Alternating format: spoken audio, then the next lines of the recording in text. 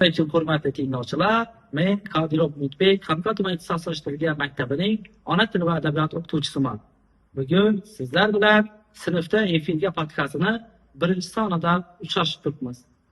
Bu podkastni biz maktabimiz o'quvchilari bilan birgalikda tashkil etdik va bu yerda biz maktab hayoti haqida, orzular, kitoblar, umuman turli xil mavzularda suhbatlashishga harakat qilamiz.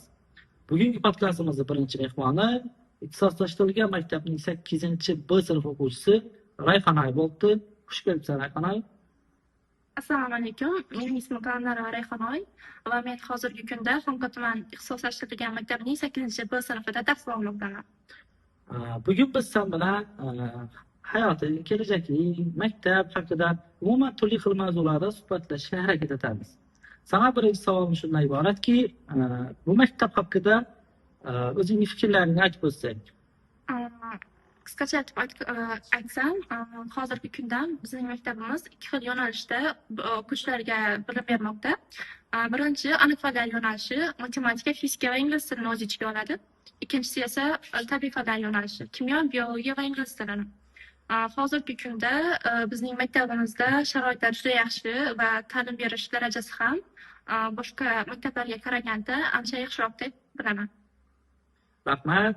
Bizni tinglovchilarga yana bir ma'lumotlarni o'zim aytib o'tsam, bu yildan biz ixtisoslashtirilgan maktablar bilasizlar, imtihon asosida olinadi. Har yil imtihonlar iyun oyida bo'lardi, iyul oylarida bo'lardi.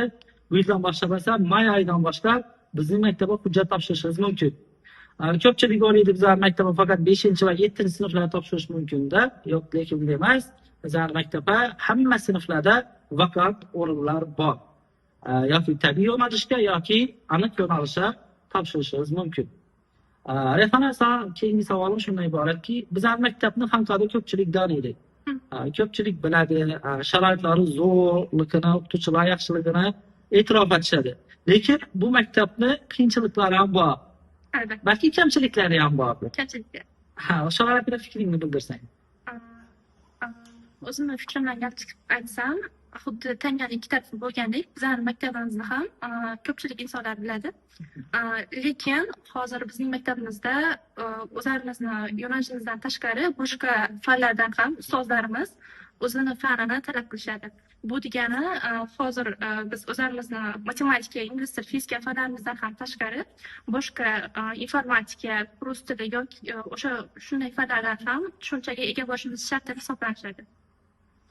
Va bundan tashqari esa hozirgi kunda bizga har doim darslardan keyin majburiy to'garaklar qo'yilgan. Bu to'garaklardan ham uyga vazifalar beriladi. Bu degani esa har kuni deyarli 2 marta ko'p uyga vazifa olib bilim olishimiz mumkin.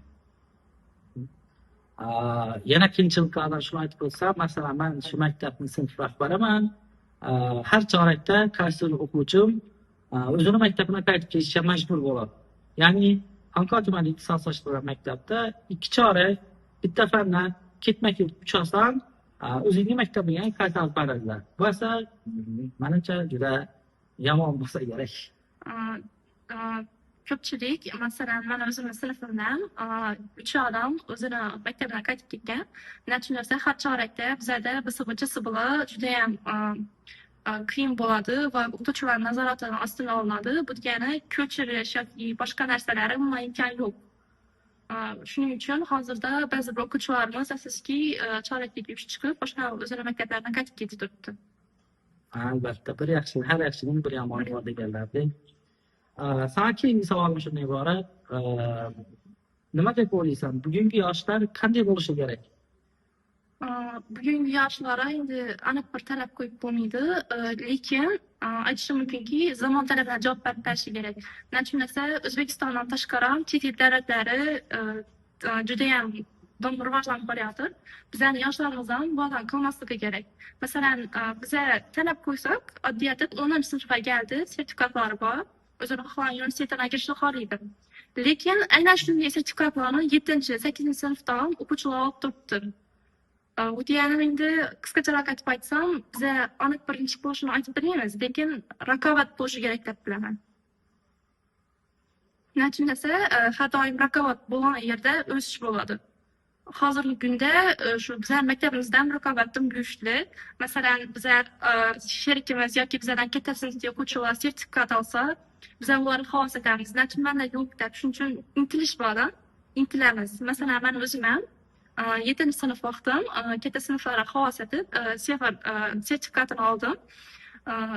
Shuning uchun hozirda aniq bir talab yo'q, lekin shu bilan birga bilim bilan adabiyotni ham olib borish kerak deb bilaman. Ha, rahmat. Adabiyot mavzusiga ham biroz to'xtalsak, biz sinflardan har chorakda bitta kitob o'qiymiz. Men har doim o'zim kiradigan sinflarga, sizlarga, boshqalarga bitta fikr aytaman.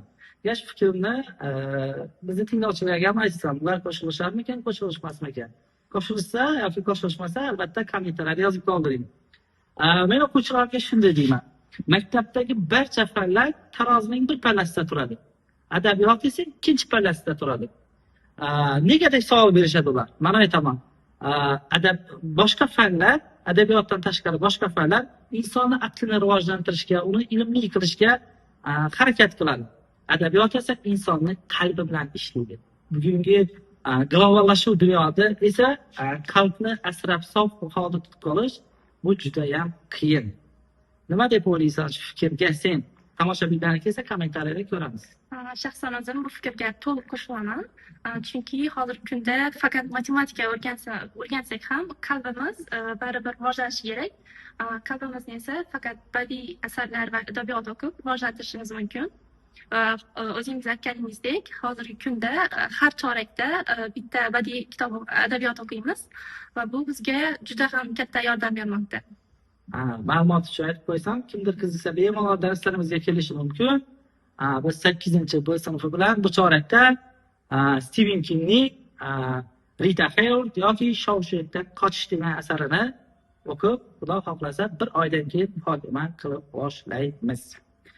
Umuman adabiyot davom ettiradigan bo'lsam, har doim bitta o'xshatishni aytaman. Sizlar adabiyot bilan boshqa fanlar xuddi qushning ikki qanotiga o'xshaydi.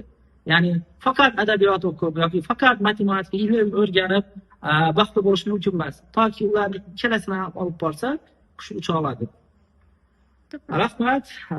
Keyingi savol bo'lsa, o'zing haqingda gaplashsang, kelajakda kim bo'lishni orzu qilasan? Qayerlarga borishni istaysan? Nima xohlaysan kelajakda? Endi hozirgi kunda matematika, fizika va ingliz tili fanlarini o'qiyotganimni hisobga olsak, kelajakda IT yo'nalishiga qiziqishim bor va data engineer bo'lishni xohlayman. Undan tashqari ham matematika, fizika, ingliz tili yo'nalishlaridan boshqa kasblarni egallashim mumkin. Chunki bu fanlar bilan juda ko'p eshiklar ochiladi.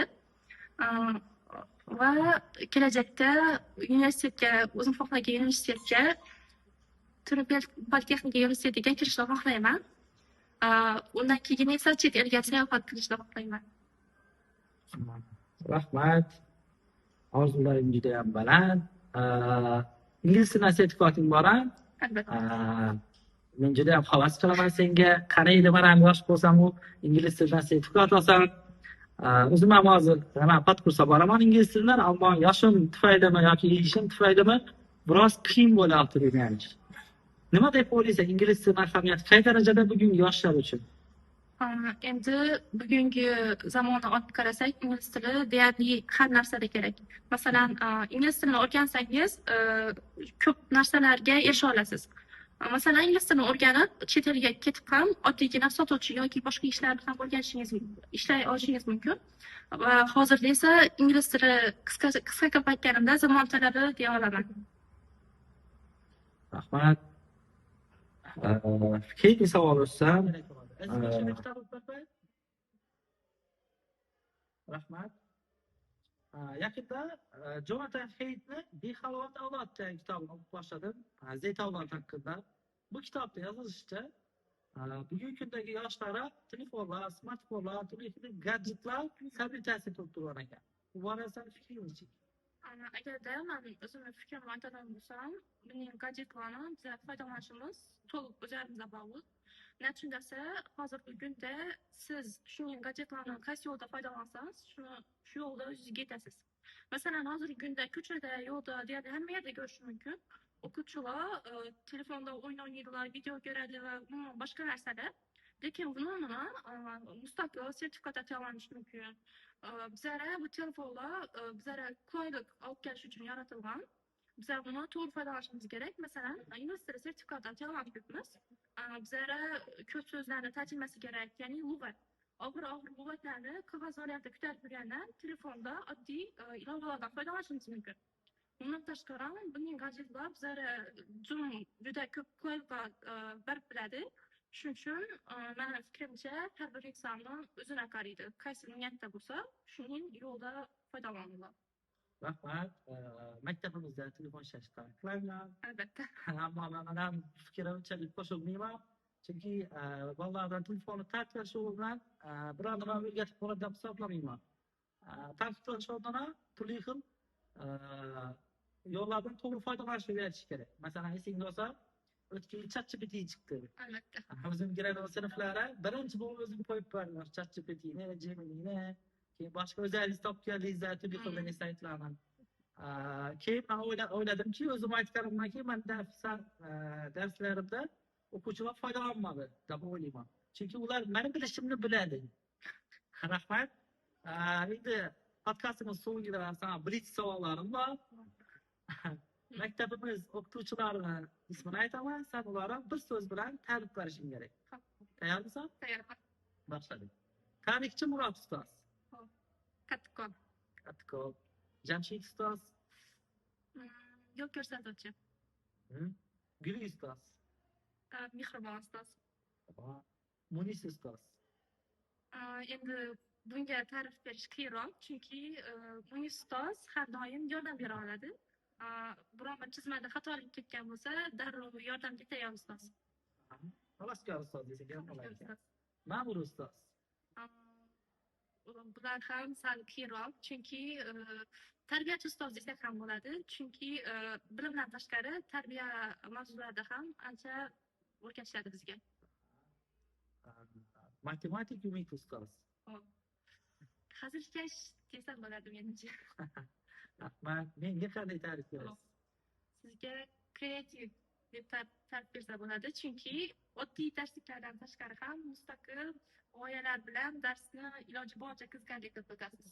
Rahmat ta'riflar uchun. Bugungi podkastimiz so'ngida bizni tinglayotganlarga tilaklaring bo'lsa aytishing mumkin.